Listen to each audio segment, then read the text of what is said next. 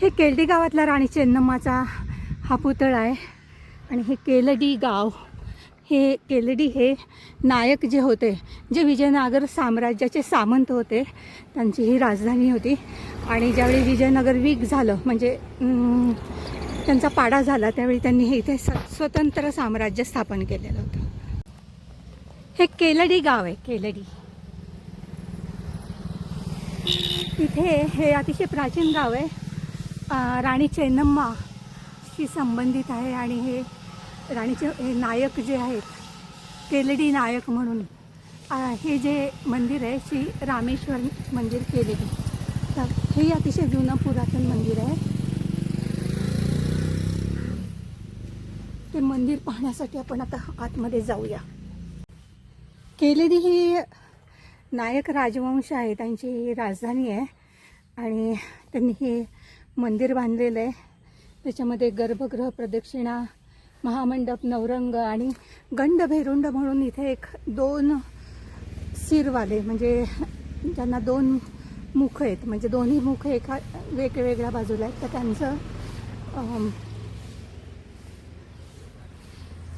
ते पक्षी पण इथे आहेत. तर आता आपण आतमध्ये जाऊन समजून घेऊया. आणि इथे मुख्य म्हणजे मराठ्यांचे, शिवाजी महाराजांचे जे पुत्र होते, राजाराम महाराज, छत्रपती शिवाजी महाराजांचे, तर त्यांची पण इथे प्रतिमा आहे.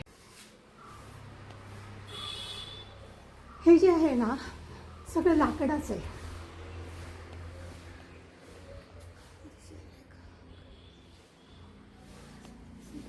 डोकं चालवतात.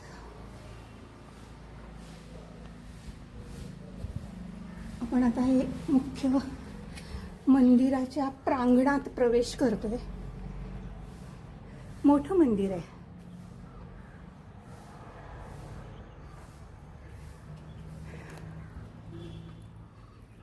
तर मला सांगायचं काय होतं, हे शिव पार्वती आहेत, की राजाराम महाराज ज्यावेळी औरंगजेब चाल करून आला होता, त्यावेळी ते दक्षिणेच्या बाजूला निघाले. त्यावेळी राणी चेन्नम्मानी, ही राजधानी आहे केलडी त्यांची, तर त्यांना आश्रय दिलेला आहे. तर म्हणजे आपल्या छत्रपती राजाराम महाराजांना औरंगजेबाचा रोष पत्करून त्यांनी आश्रय दिलेला आहे. हे केलडीचे नायक आहेत.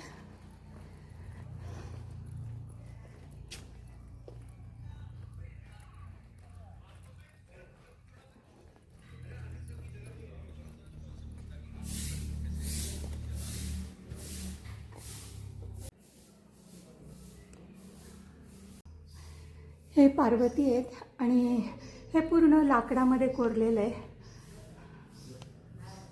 नृत्य करताना हे पहा, ही छत आहे ना, पूर्ण लाकडी आहे.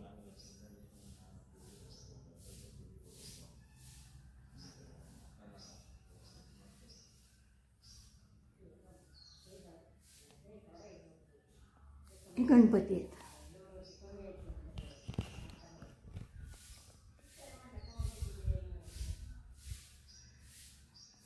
खूपच सुंदर, खूपच म्हणजे लाकडातलं जे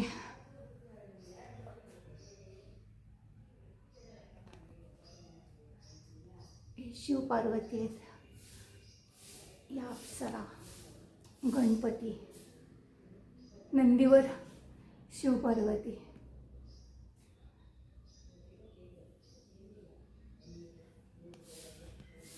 खूपच सुंदर आहे. छत बघितलं तर मला फारच आवडलं.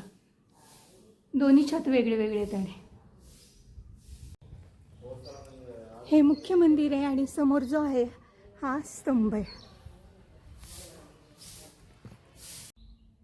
हे शिवमंदिराकडे हे करून गणपती आहेत आणि खाली जे आहेत ना, ह्या राणी चेन्नम्मा आहेत. मध्ये राणी चेन्नम्मा आणि ह्या बाजूला जे आहेत ना, हे राजाराम महाराज आहेत.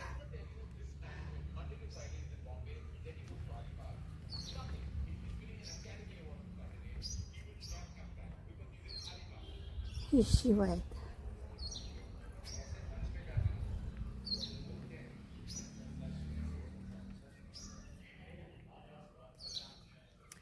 खूप पुरातन आणि चांगलं मंदिर आहे. ये कोण आहे ये ये हा नायक नायक आहे ते. इथून आपण आतमध्ये प्रवेश करतो मंदिरात. पार्वतींचं मंदिर आहे ना, ते ह्याचं छत आहे ते लाकडी आहे आणि हे जे मंदिर आहे ह्याचं जे आहे ते हे पूर्ण दगडातलं. आणि इथे जे आहेत ना हे राजाराम महाराज आहेत. एक मिनिट, मला ही जी आहे ना ही राजारामांची मूर्ती आहे.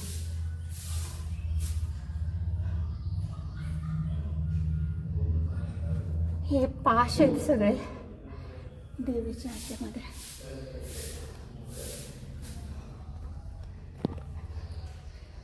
हा जो आहे हा दक्ष बोकड मुखी जो झाला ना, दक्षाने केलेल्या पापामुळे त्याचं मुख आहे ते बोकडाचं झालं.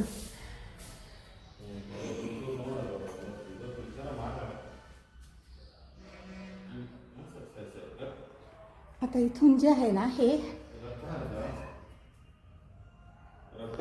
रामेश्वर शिवलिंग दिसतंय.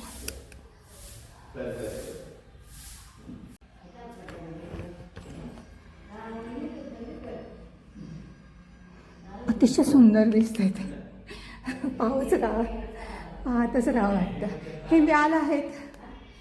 सगळ्यांना माहिती आहे की दाक्षिणात्य जे शैली आहे त्याच्यात नेहमी व्याल असतात. हे नृसिंह आहेत.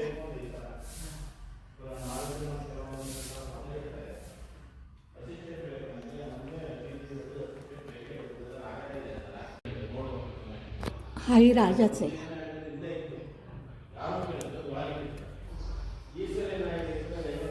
वरच्या बाजूचं पाहूया आपण छत. हे पण खूप सुंदर छत आहे.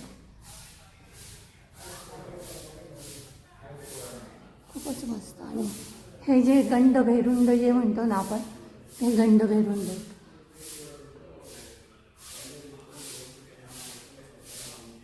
दोन शिरवाले आणि त्यांच्या एका हातात हत्ती आणि एका दोन्ही हातात हत्ती आहेत वाटतं.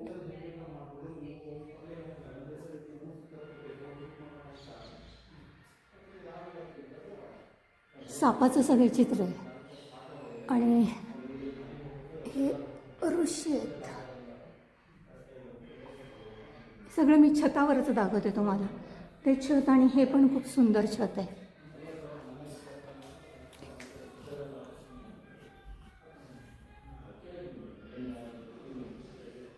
अतिशय सुंदर.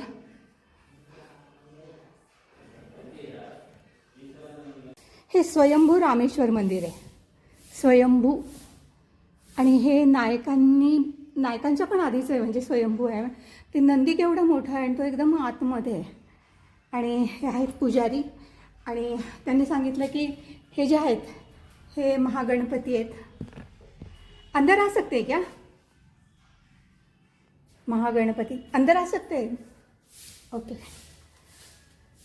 ओके, इससे बाहेर आहे. ठीक आहे, ओके. पण इथूनच काढू शकतो. हे जे आहेत हे महागणपती आहेत आणि हे आहेत हे रामेश्वर आहेत. आणि ह्या बाजूला जे आहेत ते दुर्गा कहा ना आपने? दुर्गा माता दुर्गा अंबा हे आहेत. आणि हे मुख्य म्हणजे शेजारी जे आहे वीरभद्र मंदिर आहे. जे भाताचं आहे ना हे यांनी बनवलं बघा. इथे अशी वेणीसारखं बनवलं आहे. फार सुंदर एकदम भाताच्या याचा. हे जे आहे ते रामेश्वर जे आहेत ना, हे वर गणपती आहेत आणि हे पूर्ण रामेश्वर मंदिर आहे. ते व्याल वगैरे आहेत ना ते सगळे वीरभद्र मंदिर आहे तिथे आहेत. इथे आहेत ते भक्त जे रामेश्वरांची भक्ती करतात. हे जे लाकूड आहे ना, मला लक्षात येत होतं की हे लालसर दिसतंय. तर हे आहे रक्तचंदनाचं बनवलेलं आहे संपूर्ण. म्हणजे एक खांब दाखवते किती सुंदर आहे.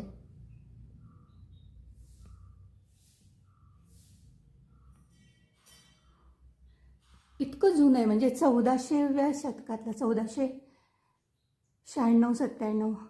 फारच सुंदर आहे.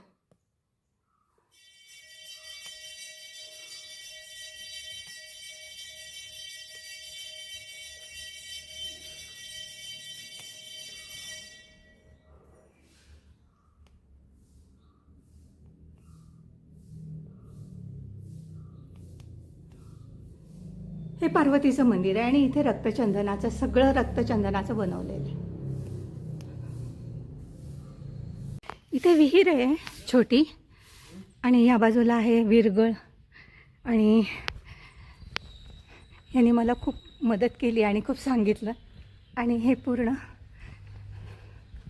हे वीरभद्र मंदिर आणि त्याच्याच पलीकडे रामेश्वर मंदिर. मागच्या बाजूने केलं तर ह्या बाजूला वीरभद्रेश्वर मंदिर, नंतर स्वयंभू रामेश्वर मंदिर आणि हे पार्वती मंदिर आहे.